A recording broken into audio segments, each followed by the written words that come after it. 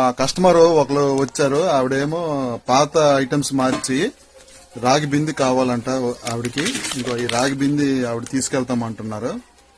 ఆవిడేమో ఎవరు చెప్పినా సరే ఖర్చుకు వెనకాడకుండా మంచి క్వాలిటీ ఐటమే ఇస్తుంది. చాలా మంది వస్తుంటారు, తక్కువలో ఇచ్చే బాబు అంటారు. ఆవిడ అలా కాదు, ఏదైనా మంచి క్వాలిటీ ఐటమ్ ఇవ్వడానికి ఎక్కువ ఇష్టపడుతుంది.